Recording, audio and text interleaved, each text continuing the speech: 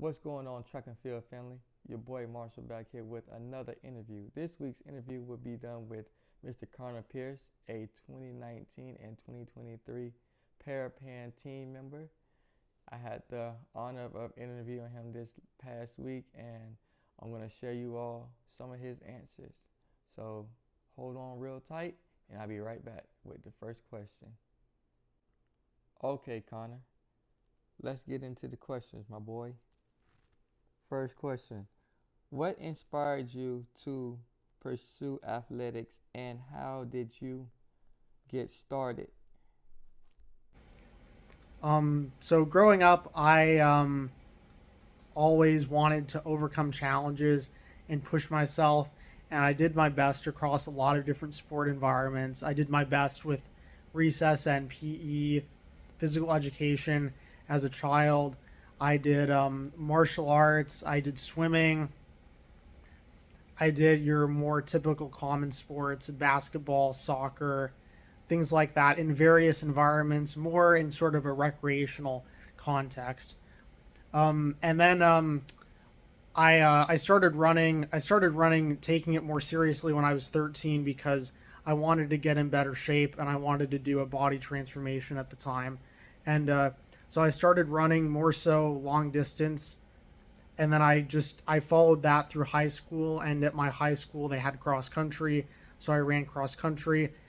And then from that, I found out about the ambulatory track and field division in Washington State that would support athletes like me to compete at such a level at the state championship. So it was an integrated division for athletes with ambulatory disabilities, and I did that my junior year of high school, and I did very well. I got silver medals in the 100, 200, and 400. And then following that, I came to the Adaptive Sports USA Junior National Championships, which was kind of one of the marquee junior events in the United States at the time. And I got classified as T36, and I continued my journey from there. And from then, I've done a lot of great stuff across a variety of environments. I was recruited to run track at the University of British Columbia alongside athletes without disabilities. And I've since matriculated into the University of Michigan. I'm now on my second university degree, looking towards my PhD. I've been on two United States teams, and it's just given me so much in general. In terms of what really inspired me to do it was just this sense that I could and a willingness to take advantage of the talents and opportunities that I had around me in my environment. So that's been good. Next question, Connor. Can you share your training routine and how you prepare for a competition? So I've actually done quite a few different training routines across my athletic career. When I was at British Columbia, I was more diverse in the events I did. So I did some sprinting and some distance running and some weight training. And I ran a variety of distances from the 100 all the way up to the 10,000, which with more of a focus on the sprints because that's what's offered for my disability category with cerebral palsy competing in T36. And but so right now at Michigan, I really am exercising more of an emphasis on the sprints, and so what we do,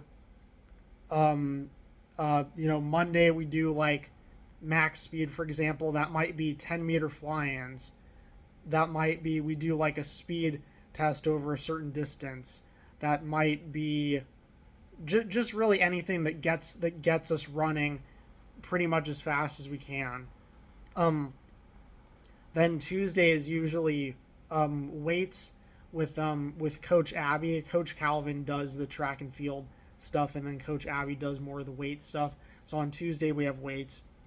And throughout all of these days, I'm also stretching and foam rolling and things like that as well. And then Wednesday is active recovery. So I'll do exercise bike, elliptical, stretching, just something to get me moving so that I'm active and staying fit, and you know, getting some blood into those muscle groups that we use during the heavier sprinting days, and just trying to burn some calories and stay fit and stuff. Um, Thursday is usually some kind of longer repetition period, or a more of your like intensive tempo almost. So we might do 3 to 6 by 80-meter repeats. We might do 150-meter repeats. We might do 200 or 300-meter repeats. It really depends.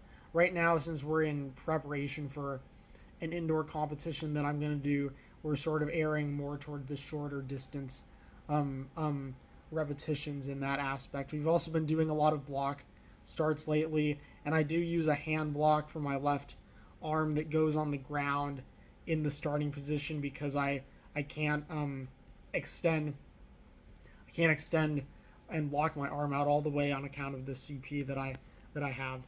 And in terms of like how I prepare, maybe mentally for competitions, I realize that what I'm doing at Michigan with this adaptive sports team I'm on, I realize that what we're doing is important and influential, and that I have a duty to push the boundaries of what can be done, and I'm also hoping to continue to contend for spots at the level of the U.S. championships and the international circuit. So those are some things that I do to prepare for competitions. On meet day, I make sure to stretch and roll really well. I make sure get good sleep the night before. I make sure that I've stretched out, especially those muscles that are more affected by the CP, and make sure that those are ready to go. So especially in like my legs and stuff, and especially my left side, that's where more of the CP is. So I need it for that.